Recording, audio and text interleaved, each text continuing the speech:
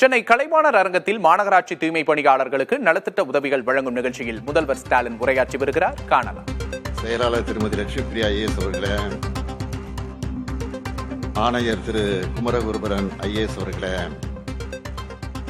தூய்மை பணியாளர் நலவாரியத்தினுடைய தலைவர் டாக்டர் திப்பம்பட்டி ஆறுசாமி அவர்களே, துணைத் தலைவர் சகோதரி கனிமொழி அவர்களே, உள்ளாட்சி அமைப்புகளின் பிரதிநிதிகளே, அரசு உயர் அலுவலர்களே, நலத்திட்ட உதவிகளை பெறுவதற்காக வந்திருக்கக்கூடிய என்னுடைய அன்பிற்குரிய தூய்மை பணியாளர்களே, பத்திரிகை மற்றும் ஊடகத்துறையை சார்ந்திருக்கக்கூடிய நண்பர்களே, உங்கள் அனைவருக்கும் என்னுடைய அன்பான வணக்கத்தை முதலில் தெரிவித்துக் கொள்ள விரும்புகிறேன். தினமும் காலையில விடுகிறப்போ நம்ம சென்ன முந்தைய நாள் குப்பைகள் இல்லாம தூய்மையா இருக்குதுன்னா அதுக்கு காரணம் இரவு முழுக்க கடுமையாக உழைக்கிற தூய்மை பணியாளராக இருக்கக்கூடிய நீங்க தான்.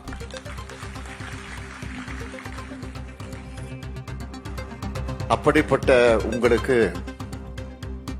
உணவு வழங்கும் இந்த முதலமைச்சரின் உணவு திட்டத்தை தொடங்கி வச்சதுல நான் உள்ளபடியே பெருமை அடைகிறேன். என்னதான் சத்துணவு, டயட், எக்ஸசைஸ் இருந்தாலும் நாம ஆரோக்கியமா வாழணும்னா அதுக்கு அடிப்படை என்னன்னு கேட்டீங்கன்னா தூய்மை தான். வெயில், மழை, வெள்ளம், புயல்னு இந்த மாநகரம் எந்த பேரிடரை எதிர்கொண்டாலும் அதிலிருந்து மீண்டு வருவதில் உங்களுடைய பணிதான் மிக முக்கியமாக இருக்கு.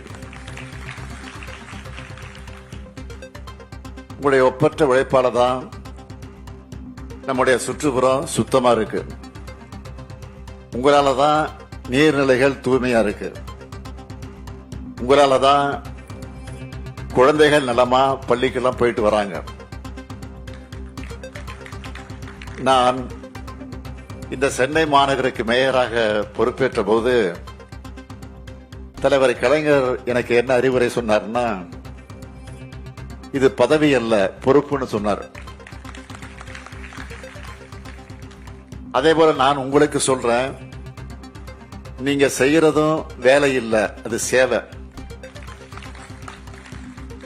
சென்னையில நைட் டிராவல் பண்றவங்களுக்கு தான் தெரியும். பகலெல்லாம் பிஸியா இருக்கிற இந்த சிட்டியில ஊரே அடங்கின பிறகு ஓய்வில்லாம உழைக்கிறவங்க நீங்க தான். உங்களோட அர்ப்பணிப்பு மிக்க சேவை உணவை பார்த்து நான் மட்டுமல்ல, இந்த மாநகரமே நன்றி உணர்ச்சியோடு உங்களை வணங்குது. ஒட்டுமொத்த சென்னை சார்பா உங்களுக்கெல்லாம் என்னுடைய இதயபூர்வமான நன்றியை நான் தெரிவிச்சுக்கிறேன்.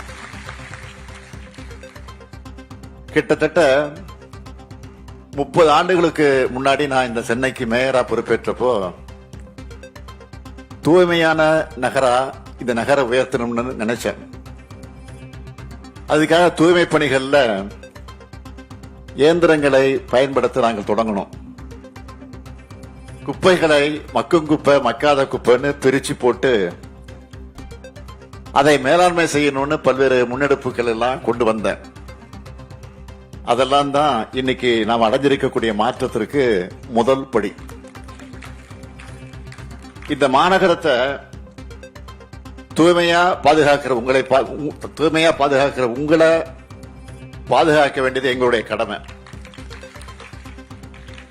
உங்களுடைய மாண்பு காக்கப்படணும், உங்களுடைய வாழ்க்கை தரம் உயரணும், உங்களுடைய நலன்கள் பாதுகாக்கப்படணும். இதுதான் சமூக நீதி. இந்த சமூக நீதி பயணத்துல உங்க சுயமரியாதையை காத்து உங்கள் பசியை போக்கிடத்தான் இன்னைக்கு இந்த முதலமைச்சரின் உணவு திட்டத்தை தொடங்கி இருக்கிறோம். இந்த திட்டத்தின்படி தூய்மை பணியாளர்களுக்கு அவனுடைய பணிகளுக்கு இடையில உணவு வேளையில சுவையும் ஆரோக்கியமும் நிறைந்த உணவு வழங்கப்படும். தூய்மையான முறையில சமைச்சு டிஃபன் பாக்ஸ்ல போட்டு சூடு குறையாம இருக்க வெப்ப காப்பு பையில அதை எடுத்து செல்லப்பட்டு தூய்மை பணியாளர்கள் பணியாற்றக்கூடிய இடத்துக்கு பக்கத்திலேயே உள்ளாட்சி அமைப்புக்கு சொந்தமான கட்டிடத்துல உணவு பரிமாறப்படும். நம்முடைய நலனுக்காக உழைக்கிற மக்களுக்கு உணவு அளிக்கிறது அரசினுடைய பொறுப்பு என்கிற அந்த உணர்வோடு தான் இந்த திட்டம் செயல்படுத்துறோம். இது இல்லாம தமிழ்நாட்டில் தூய்மை பணியாளருடைய நலனுக்காக நம்முடைய கழக ஆட்சி காலத்தில் மற்ற முக்கியமான திட்டங்கள் நிறைய செஞ்சிருக்கிறோம். அது பற்றி நான் சுருக்கமா சொல்லணும்னா 2006, 2011 தலைவர் கலைஞருடைய ஆட்சி காலத்தில் தான் தூய்மை பணியாளர்கள் நல வாரியம் அமைக்கப்பட்டுச்சு. அவங்களுக்கான நலத்திட்டங்களை வழங்குவதற்கு அது வழிவகை செஞ்சோம்.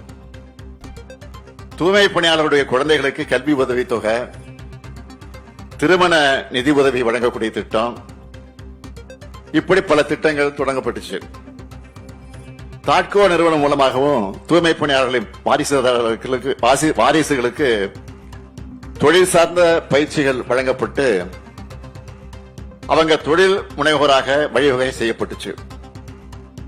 தூய்மை பணியாளருக்கு சுகாதார காப்பீடு, பாதுகாப்பு உபகரணங்கள் வழங்குதல், தடுப்பூசி முகாம்கள் ஆகியவைகள் கட்டாயமாக்கப்பட்டன.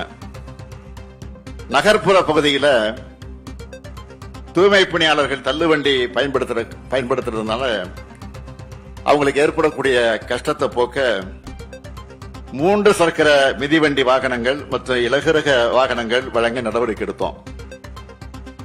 நகர்ப்புற தூய்மை பணியாளருக்கு முதல் முறையா அடுக்குமாடி குடியிருப்பு கட்டக்கூடிய திட்டம் துவங்கப்பட்டுச்சு.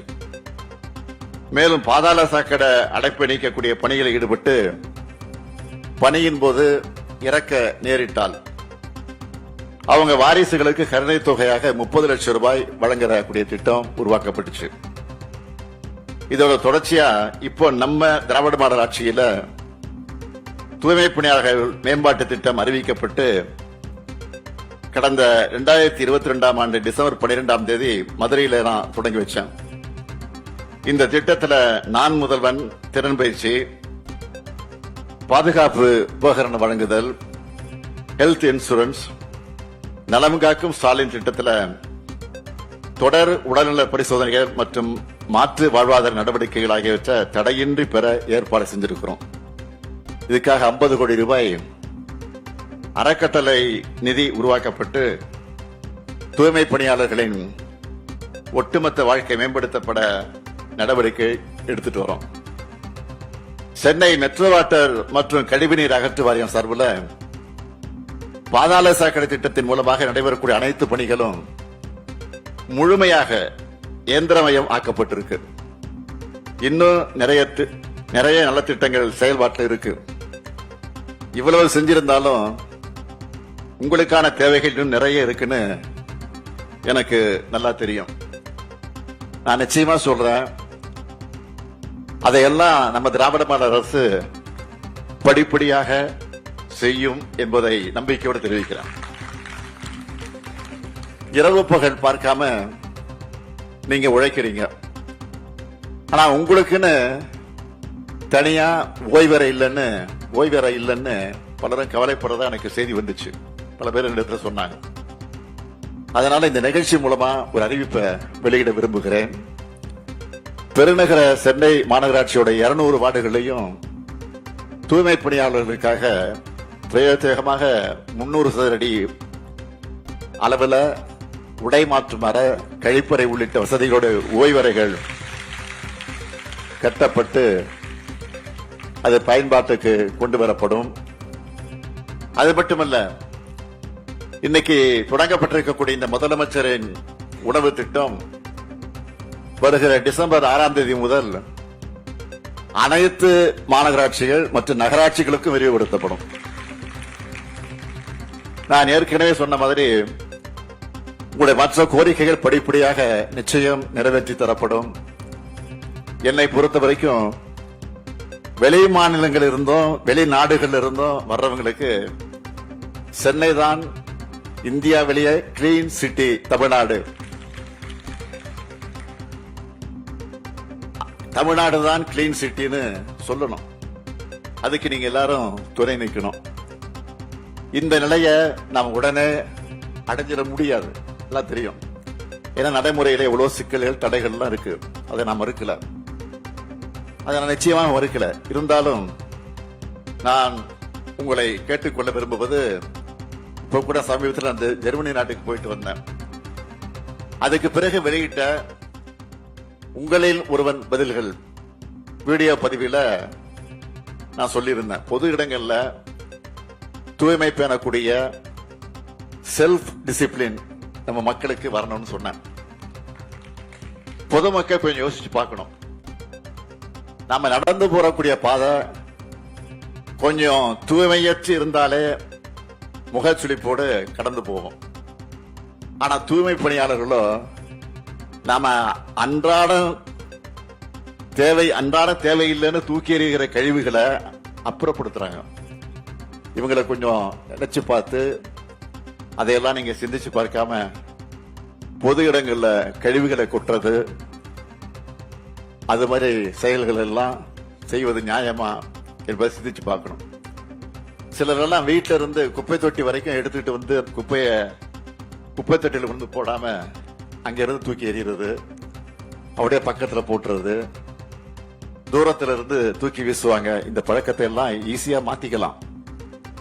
எதிர்காலத்துல மேற்கத்திய நாடுகள் மற்றும் ஜப்பான் போன்ற நாடுகள்ல இருப்பது போல மக்கள் அனைவரும் சுய ஒழுக்கத்தோட 100 விழுக்காடு கடைபிடிப்பாங்க.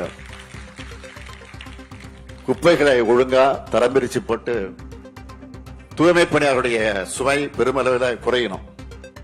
தூய்மை பணியாளர் என்பது மற்ற எந்த பணியையும் போன்ற பணியாக கருதப்படுகிற அளவுக்கு இவங்களுடைய கண்ணியமும் முறையான பணி சூழலும் உறுதி செய்யப்படணும்னு நான் விரும்புறேன்.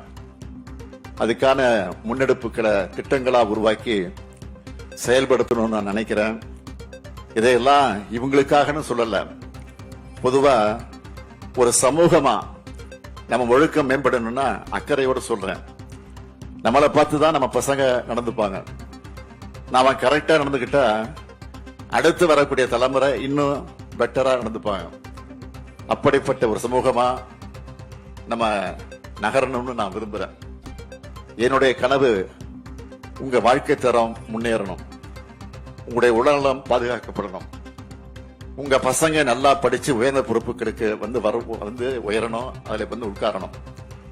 கடந்த ஆண்டு ஒரு செய்தி வந்துச்சு, ஞாபகம் இருக்குன்னு நினைக்கிறேன். திருவாரூர் மாவட்டத்தை சார்ந்த துர்கா என்ற ஒரு பெண், தூய்மை பணியாளருடைய மகள். அவங்க படிச்சு குரூப் 2 தேர்வுல வெற்றி பெற்று நகராட்சி ஆணையரா பொறுப்பேற்றுக்கிட்டு இருக்காங்க. இதுதான் நான் விரும்பக்கூடிய முன்னேற்றம். எதிர்காலத்துல உங்க பசங்களும் படிச்சு முன்னேறி பெரிய அதிகாரிகளா பொறுப்புக்கு வரணும். அவங்களுக்கு நான் பணி நியமன ஆணைகளை தரணும். இதுக்காகத்தான் தொலைநோக்கு பார்வையோட திட்டங்கள் எல்லாம் செயல்படுத்திட்டு இருக்கோம்.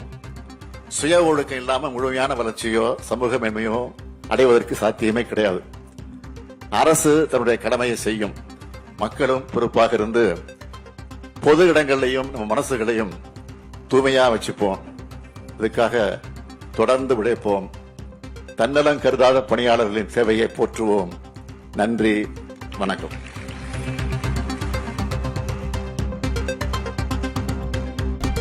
சென்னையில் தூய்மை பணியாளர்களுக்கு 3 வேளையும் உணவளிக்கும் திட்டத்தை தொடங்கி வைத்த பின்பு முதல்வர் பேசிய காட்சிகளை பார்த்தோம். இதில் முக்கிய அறிவிப்பு ஒன்றையும் முதல்வர் வெளியிட்டிருக்கிறார்.